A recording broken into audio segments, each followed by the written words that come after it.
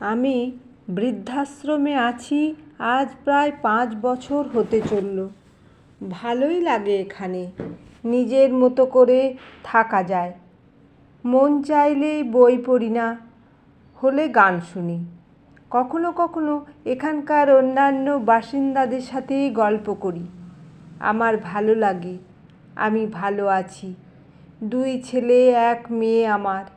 বড় ছেলে অপরেশ, পেশায় ডাক্তার, সপরিবারে অস্ট্রেলিয়ায় থাকে। সুবীরেশ, আমার ছোট ছেলেটা, দেশেই থাকে, পৈতৃক ব্যবসা দেখাশোনা করে। মেয়েটা ব্যাংকে কাজ করে। বন্ধের দিনে আসে আমাকে দেখতে। কোন সপ্তাহে আসতে না পারলে রান্না করে পাঠিয়ে দেয়। একটু বেশি করেই পাঠায়, যাতে করে অন্যদেরও একটু দিতে পারি। আমি মৌসুমী সেন। এভাবেই চলছে আমার জীবন গত 5 বছর ধরে। অপরেশের বাবা মারা যাবার বছর খানেকের পর হঠাৎ করে আমার কার্ডিয়াক অ্যাটাক হয়। আমাকে প্রায় মাস খানেক হাসপাতালেই থাকতে হয়েছিল। কী যে সময় গেছে তখন! অর্থের অভাব নেই, নেই ইচ্ছার অভাবও। অভাব হচ্ছে সময়ের। হাসপাতালে সার্বক্ষণিকভাবে একজন থাকা, প্রতিনিয়ত ডাক্তারের সাথে কথা বলা, এক্সারসাইজ করানো, ওষুধ খাওয়ানো সময় ধরে, আরও কত কী। বাড়িতে আসার পর আর এক ঝামেলা। সার্বক্ষণিক দেখাশোনার জন্য একটা মানুষ কোথায় পাওয়া যায়? মেয়েটা অফিস করছে। অফিস আর আমাকে সামলে তার নিজের সংসারটা ঠিক খেয়াল রাখতে পারছে না। একদিন শুনলাম জামাই বলছে, মা তো তোমার একার নয়, তোমার ভাইদেরও তো কিছু দায়িত্ব আছে। খুব স্বাভাবিকভাবেই কিন্তু কথাগুলো এসে যায়, তাই আমি সহজভাবেই নিলাম। এর মধ্যে শুনি ছোট বৌমা ছোট ছেলের সাথে খুব চিৎকার চেঁচামেচি করছে। নাতির রেজাল্ট খুব খারাপ হয়েছে।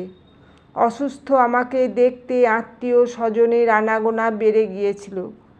আবার আমাকেও একটু বাড়তি যত্ন করতে হয়েছে। তাই এই কয়দিন বাবা মা কেউই আর ছেলের পড়াশোনা দেখার সুযোগ পায়নি। এই ঘরে বাচ্চা মানুষ হবে না, কারণ এখানে পড়াশোনার কোনো পরিবেশ নাই। সারাদিন লেগেই আছে লোকজন, রান্না বান্না, এইসবের মধ্যে বাচ্চা মানুষ হয়? বৌমার জোর গলা। আমি শুনলাম এবং ভাবলাম, ঠিকই তো। আজকালকার এই প্রতিযোগিতার যুগে টিকে থাকতে হলে বাচ্চাকে শতভাগ সময় দিতে হবে। এখান থেকে 10 ভাগও যদি অন্য কোথাও দেওয়া হয়, ক্ষতি হবে বাচ্চার। আমি অনেক ভেবে দেখলাম, বিভিন্ন দিক থেকে ভেবেছি। তারপর আমি এই সিদ্ধান্ত নিয়েছি। ছেলেমেয়েরা বিরোধিতা করেছে। বড় ছেলেটা বিদেশ থেকে আসলো, অনেক কান্নাকাটি করেছিল সে আমাকে এখান থেকে অস্ট্রেলিয়ায় নিয়ে যেতে চেয়েছিল। মেয়েটা অনুরোধ করেছিল যেন তার সাথে গিয়ে থাকি, কিন্তু আমি সবাইকে না করে দিয়েছি। আমি আমার সিদ্ধান্তে অটল থেকেছি। তাহলে মা, তুমি আমাদের ভালোবাসো না? আমাদের আপন মনে করো না? তাই আমাদের কারো সাথে থাকতে চাও না? ছোট ছেলে কাতর কণ্ঠে জিজ্ঞেস করলো, তার চোখে জল। ভালোবাসি রে পাগল, অনেক ভালোবাসি। আর তাই চাই সম্পর্কটা সব সময় এমন ভালোবাসাময় থাকুক। একসাথে থাকা সম্পর্কগুলোর মধ্যে প্রত্যাশা অনেক বেশি রে। আর যখন প্রত্যাশা আর প্রাপ্তির হিসাব মেলে না, তখনই সম্পর্কেই টানাপোড়েন শুরু হয়, পরিবারে অশান্তি বাড়ে। মা, তুমি আমাদের সাথে থাকতে চাও না। আবার আমাদের গ্রামের বাড়িটা তো খালিই পড়ে আছে, তুমি তো ওই বাড়িতেও থাকতে পারো মা। বড় ছেলেটা বলল, সেই তো বাড়ি, সংসার, দায়িত্ব অনেক তো করলাম, এবার একটু নিজের মতো থাকি। তোদেরও আমাকে নিয়ে টেনশন করতে হবে না। আমারও একা বাড়িতে পড়ে পড়ে থাকার ভয় থাকলো না। তুমি যাবেই, বুঝতে পেরেছি। ঠিক আছে মা, বাধা দেব না আর। একটাই অনুরোধ, তোমার খরচটা আমাদের দিতে দিও মা। বেশ তো, দিবি, মুচকি হেসেই জবাব দিলাম। এরপরের কাজগুলো খুব দ্রুতই গুছিয়ে নিলাম। টাকা পয়সা সম্পদের যথাযথ বিলি বণ্টন করলাম। আমার অংশের সম্পত্তিটুকু নিজের কাছেই রেখেছি, নিজের মতো ব্যবস্থা করব বলে। এই সম্পদ থেকেই সমাজের বয়স্কদের জন্য কিছু করার ইচ্ছা আছে।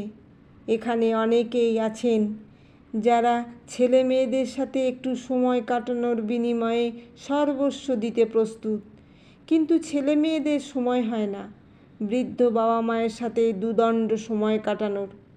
আবার অনেক ভাগের মা কিংবা বাবা হয়ে থাকতে চান না, চলে আসেন এখানে, অর্থাৎ একদম নিরুপায় না হলে কেউ বৃদ্ধাশ্রমে আসাটা চিন্তাই করতে পারে না।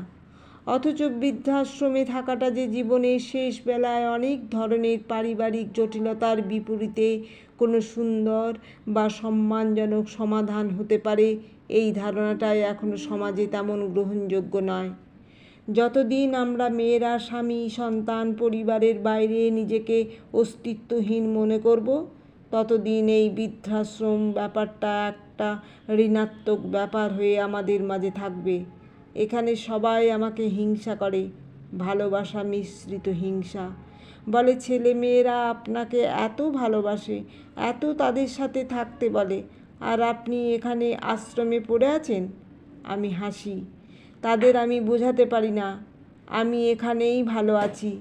আমি জানি আমার ছেলে মেয়েরা আমাকে অনেক ভালোবাসে, অনেক সম্মান করে, কিন্তু আমি এটাও জানি এই ব্যস্ত জীবনে যেখানে দিনের প্রতিটা ঘন্টা হিসাবের, সেখানে আমি তাদের কাছে একটা বাড়তি দায়িত্ব ছাড়া আর কিছু নই। একজন মায়ের জীবন শুধু ছেলে মেয়েদের বড় করে তোলা আর বৃদ্ধ বয়সে তাদের উপর নির্ভরশীল হয়ে বেঁচে থাকা নয়। বড় হওয়ার সাথে সাথে সন্তানদের নিজের জগৎ তৈরি হয়, নিজের পরিবার তৈরি হয়, তাদের ঘিরেই চলে জীবনের আবর্তন। সেইখানে বৃদ্ধ মা বা বাবা তাদের সেই জীবনের অংশ হয় না, এটাই সত্য। অনেকেই হয়তো এই সত্যটা ধরতে পারে না, কিংবা ধরতে পারলেও না বোঝার ভান করে। হয়তো তাদের আর কোনো উপায় নেই, অথবা তারা যে কোনো মূল্যেই সন্তানের কাছে থাকার লোভ সামলাতে পারে না। আমি যে কোনোভাবেই হোক এই লোভ সংবরণ করে নিলাম। আমি শেষ বয়সটা আমার নিজের মতো করে কাটাতে চাই। এরপর থেকে আছি আমার ঠিকানায়। হ্যাঁ, এখন এটাই আমার ঠিকানা। আমি নিজে এই ঠিকানা বেছে নিয়েছি, একটু আমি হয়ে বাঁচার জন্য। লেখাটি সংগৃহীত